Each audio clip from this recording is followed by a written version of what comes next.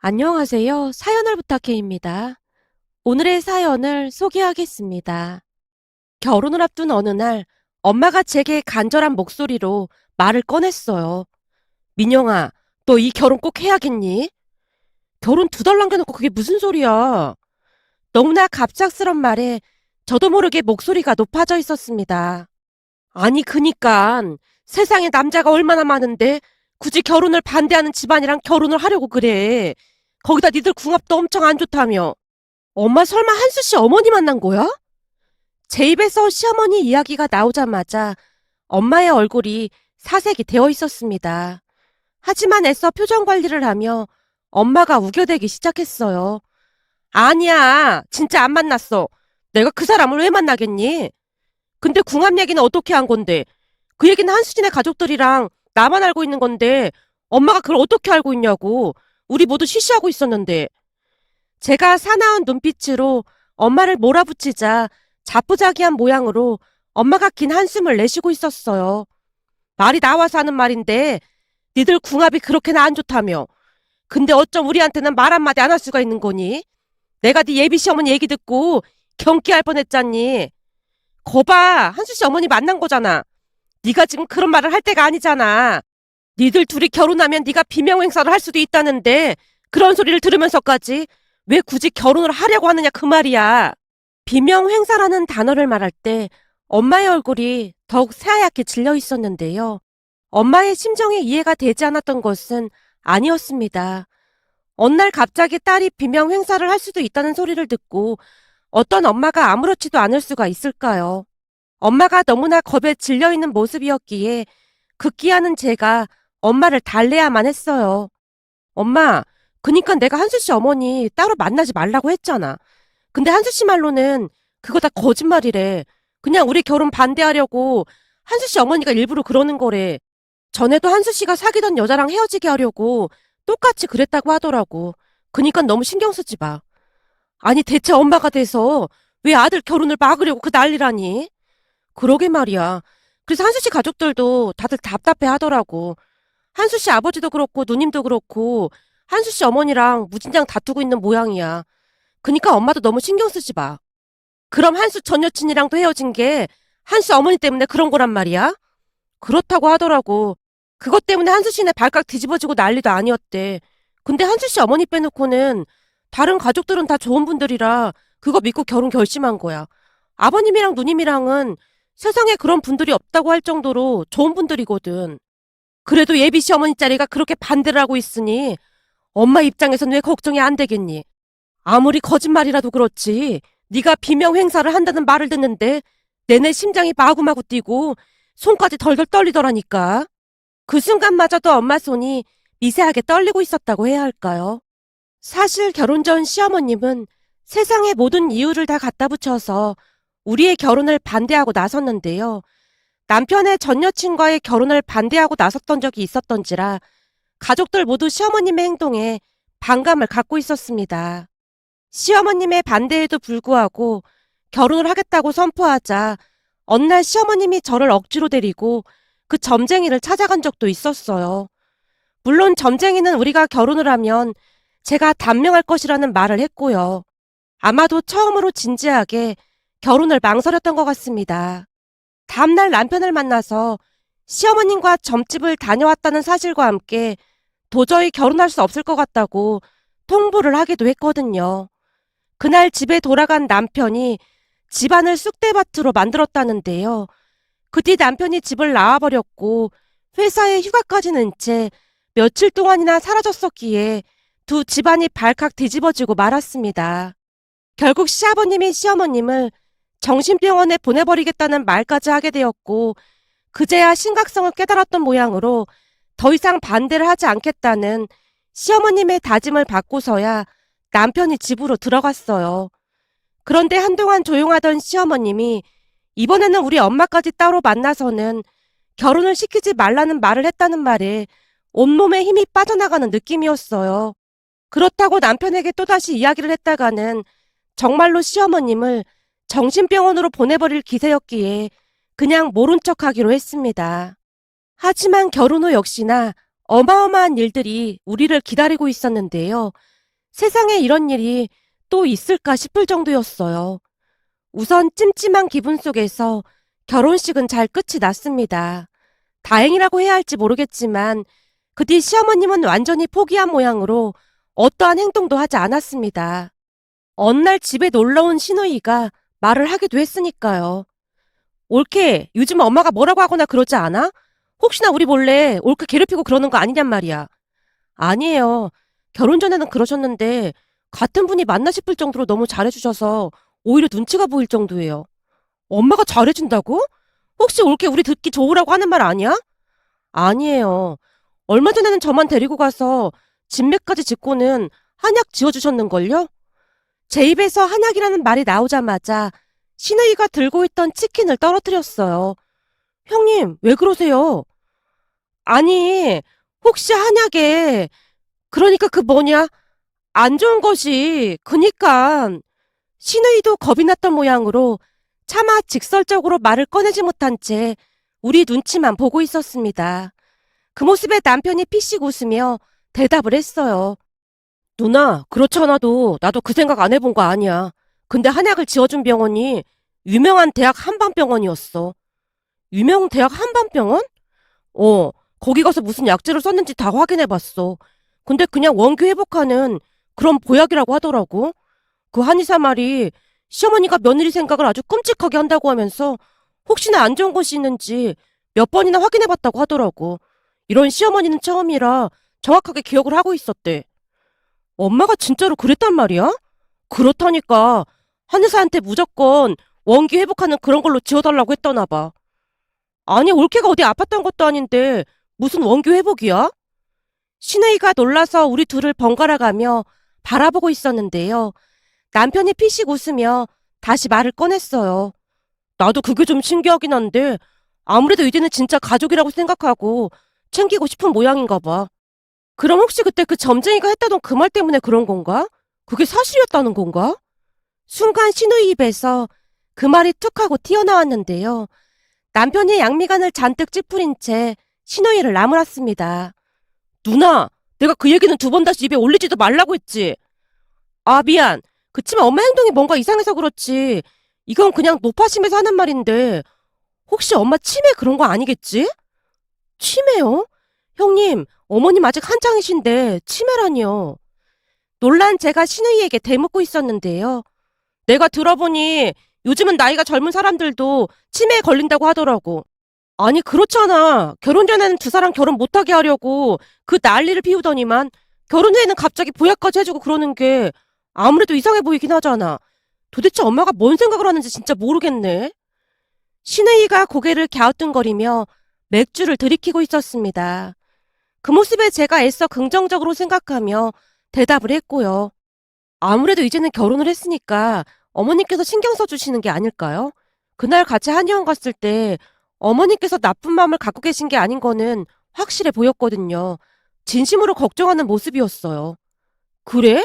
그럼 다행이고, 암튼 이제는 제발 별일 좀 없었으면 좋겠다. 그동안 우리 엄마 때문에 올케가 너무 고생한 것 같아서 많이 미안했어. 아니에요. 그래도 요즘 어머니께서 친해지려고 노력하는 모습에 저도 마음이 많이 풀렸어요. 라며 제가 배시시 웃고 있었어요. 남편과 시누이는 긍정적인 제 성격을 유난히도 좋아하는 모습이었습니다. 언젠가 남편이 전 여친에 대해 어렵게 말을 꺼낸 적이 있었는데요. 내가 당신한테 전 여친 이야기를 하는 건 좀 그렇긴 한데 그때 그 사람은 대처하는 것 자체가 당신이랑 많이 달랐어. 만약 당신도 그랬다면 나도 당신 놓아줬을 거야. 뭐가 달랐다는 거야? 전 여친이 엄마 때문에 많이 힘들어했어. 그래서 그 스트레스를 술로 풀다시피 했거든. 그러다 정신과 치료까지 받았고 말이야. 그렇게 힘들어한 사람을 놓아줘야 한다는 생각만 들었어. 나중에는 그 사람이 자기 좀 놓아달라고 울고불고 난리도 아니었고 말이야.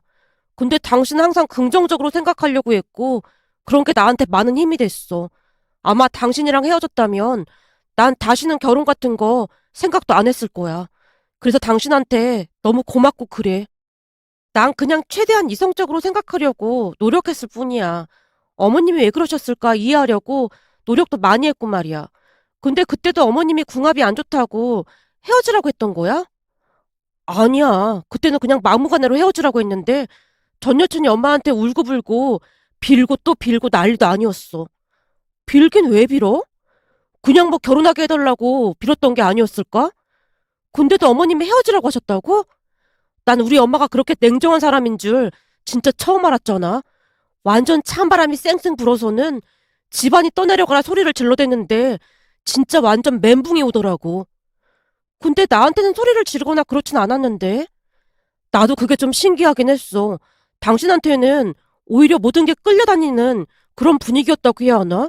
내가 보기엔 당신 귀에 그냥 눌린 게 아닌가 싶어. 남편이 어이없다는 표정으로 피식 웃고 있었습니다. 그 뒤 우리는 별 문제 없이 잘 살고 있었어요. 한마디로 평화로운 시간이 한동안 계속되었다고 해야 할까요? 하지만 그 평화를 깨는 기가 막힌 일이 일어났답니다.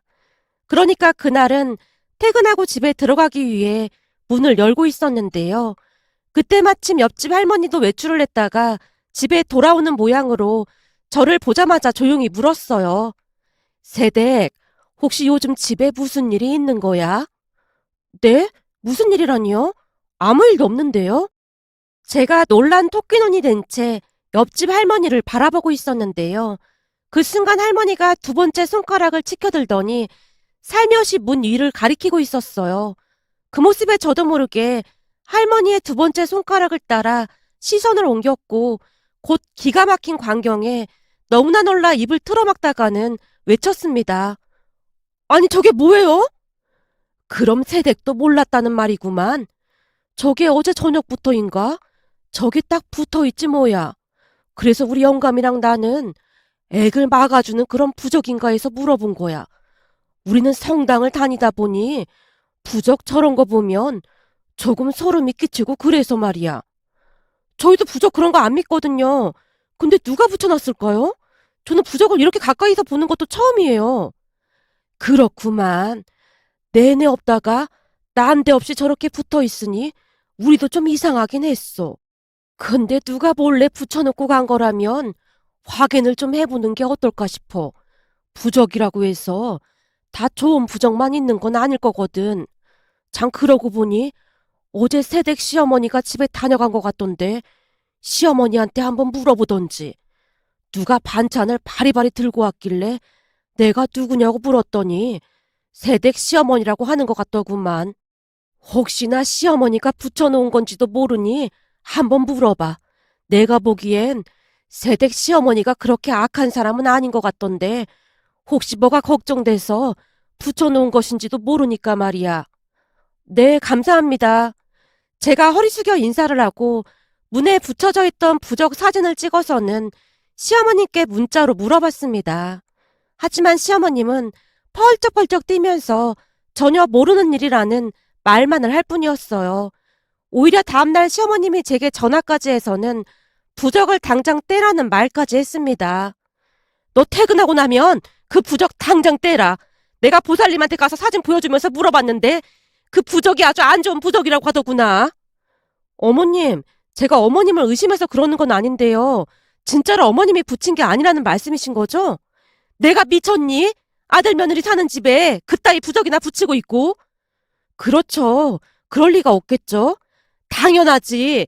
내가 치매에 걸린 게 아니고서야 그런 짓을 할 리가 없지. 아니다. 내가 직접 가서 부적을 떼던지 해야겠구나. 우선 전화 끊어봐라. 시어머님이 다급한 목소리로 전화를 끊는 모습이었습니다.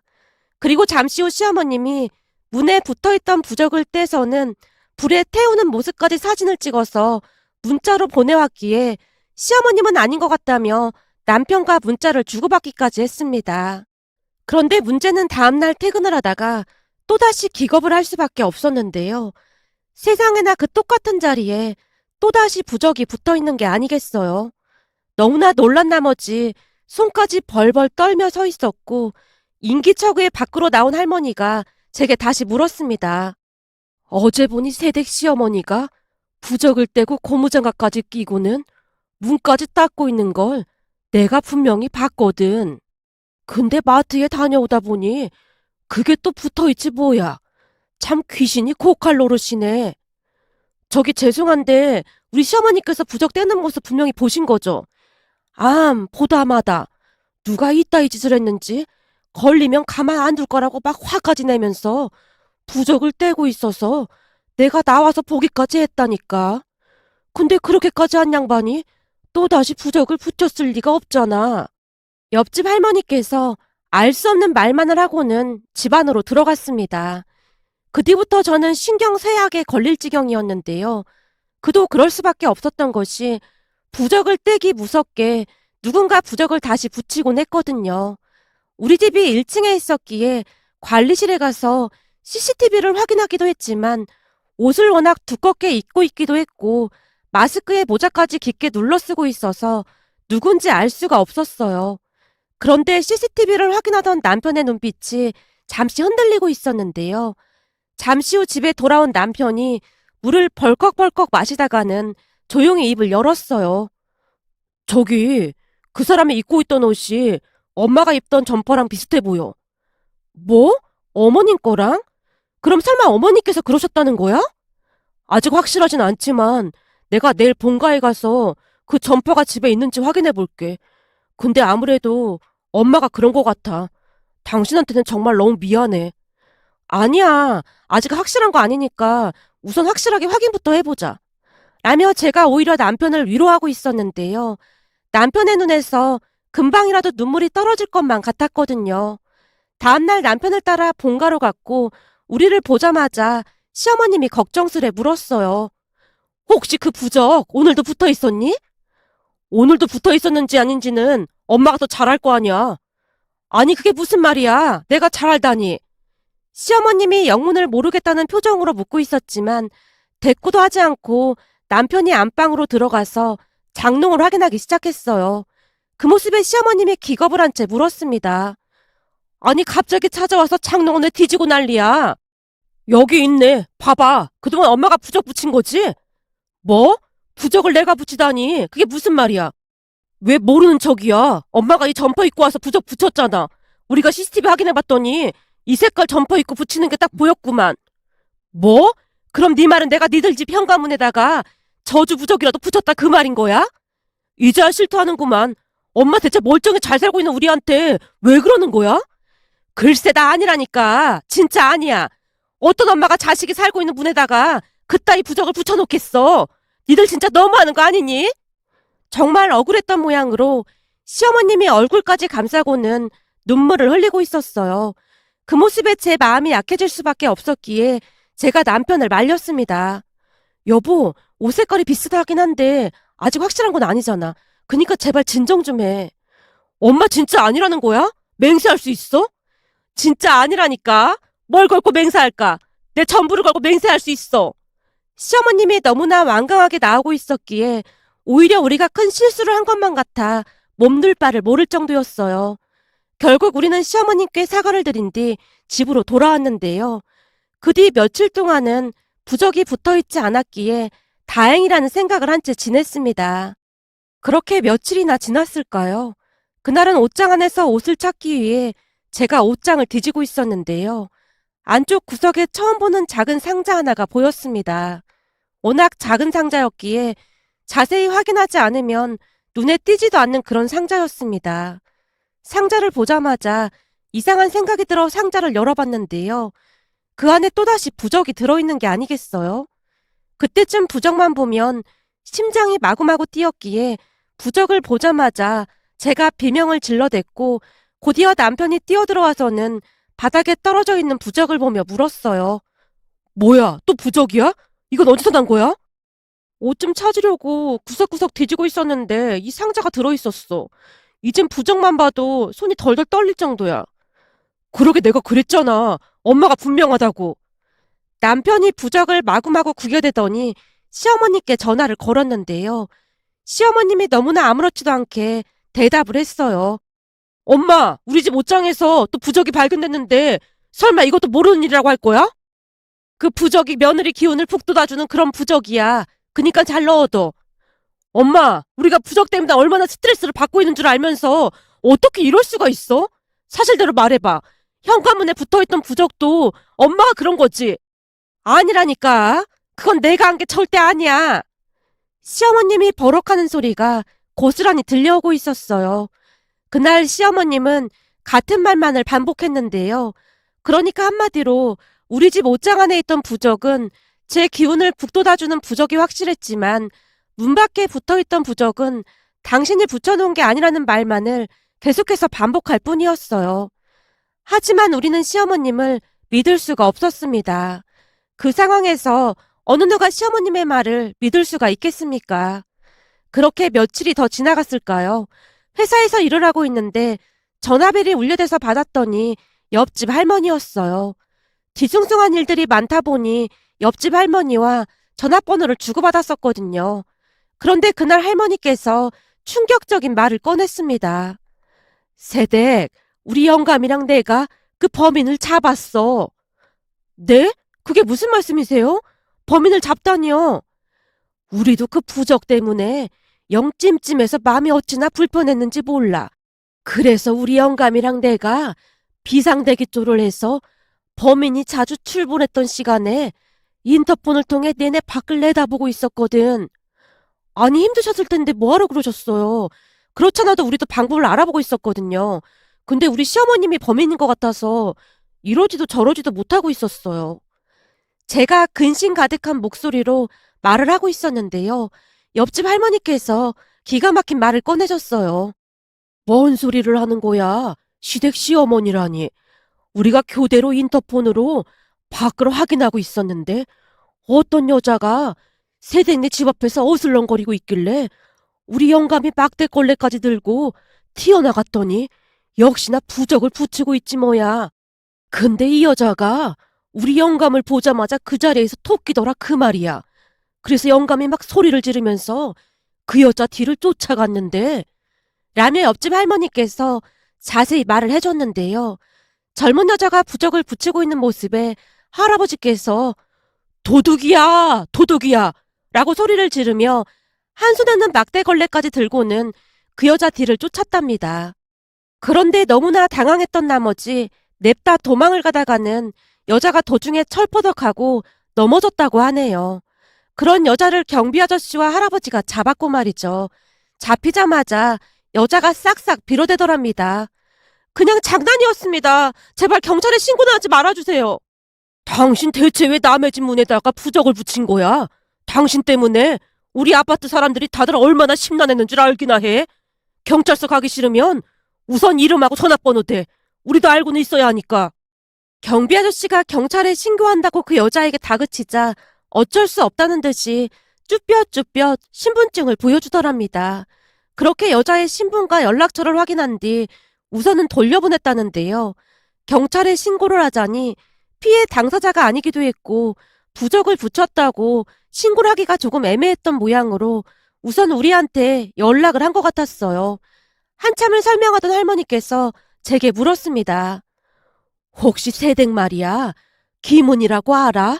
새댁이 아는 사람인 거야? 귀문이요? 아니요. 저는 모르는 사람인데요. 그래? 암튼 그 여자 이름이 김은이라고 하니까 한번 잘 알아봐. 우리가 그 여자한테 받은 전화번호도 남겨놓을게. 라며 할머니가 제게 김은이라는 여자 인적사항과 함께 전화번호를 남겨줬어요. 여자의 인적사항을 알게 된 제가 급히 남편에게 아는 사람인지 문자를 남겼는데요. 문자를 확인한 남편이 제게 바로 전화를 걸어왔어요. 여보, 김은이가 확실하대? 옆집 할머니 말씀으로는 그래. 근데 당신이 아는 사람이야? 제가 묻고 있었지만 남편이 긴 한숨만 내쉬고 있을 뿐이었어요. 답답한 마음이 들어 제가 다시 물었습니다. 혹시 당신이 아는 사람이야? 귀문이가 확실하다면 내 전 여친이야. 뭐? 그때 어머님 반대로 헤어졌다던 그 여자 말하는 거야? 말도 안 돼. 근데 그 여자가 왜 우리 집 문에다가 부적을 붙여놔? 그럼 설마 어머님 때문에 헤어져서 앙심을 품고 그랬다는 건가? 저기, 내가 그 여자랑 통화 좀 해봐도 될까? 당연히 해봐야지. 그리고 어떻게 처리할 건지도 잘 생각해봐. 난 오늘 퇴근하고 어머님께 찾아가 봐야겠다. 어머님께 죄송해서 어쩌냐? 제가 남편에게 말을 하고 있었지만 남편은 제 말을 제대로 듣고 있는 것 같지 않아 보였습니다. 하지만 저는 시어머님께 어떻게 사과를 드려야 하나 그 생각뿐이었기에 남편과 전화를 끊고 시어머님께 전화를 드렸는데요. 어머님, 그동안 저희가 오해를 했던 것 같습니다. 정말 죄송합니다. 오늘 그 범인이 잡혔어요. 뭐? 범인이 잡혔어? 대체 그 범인이 누구냐? 누가 그따위 짓을 한 거야? 그게 김원이라는 사람이라고. 어머님도 아는 사람이죠? 뭐? 김원이? 라는 외침과 함께 시어머님이 휴대폰을 놓친 것인지 둔탁한 소리가 들려왔습니다. 어머님, 괜찮으세요? 예, 너 오늘 몇 시에 끝나니? 이따가 나 좀 만나자. 그렇게 퇴근 후 시어머님과 만나기로 약속을 하고는 잠시 후 한 커피숍으로 들어갔는데요. 시어머님이 안절부절 못한 모습으로 앉아 계셨어요. 어머님, 그이가 잘 해결한다고 했으니까 너무 걱정하지 마세요. 내가 지금 걱정을 안 하게 생겼니? 그래서 김은희 걔를 만나러 갈 생각이라니? 잘은 모르겠지만 통화는 해본다고 했어요. 그따위 인간을 뭐하러 만난다고 그래? 절대 못 만나게 해야 한다. 어머님, 말이 나와서 말인데 그때 그 여자 왜 반대하신 거예요? 그동안 참고 참았던 질문을 했고 시어머님이 제 눈을 뚫어져라 바라보더니 전혀 예상치 못한 말을 하기 시작했습니다. 니들이 잘 모르는 게 있어. 사실은 내가 반대하고 싶어서 반대한 게 아니다. 네? 그이랑 형님 말로는 어머님께서 결사 반대하셨다고 하던데요? 그게 반대를 한 게 맞긴 한데 그 이유가 있어. 사실은 그 김은희한테 우리 아들 말고 다른 남자가 있었다. 네? 남자요? 어느 날 우연히 마주쳤는데 둘이서 팔짱까지 끼고 민망하게 어디서 나오더구나. 그래서 내가 추궁을 해봤더니 둘이 이미 오래전부터 사귀던 사이였단다. 아니 그럼 둘이 결혼을 하면 되는 거지. 왜 우리 남편까지? 그 이유가 아주 기가 막혀. 내가 노발대발하니까 나중에 나한테 사실대로 실토를 했는데 우리 아들이 경제력도 있고 가진 게 많아서 그랬다는구나. 그런데 왜 저희한테 사실대로 말씀을 안 하신 거예요? 너도 나중에 엄마가 돼봐.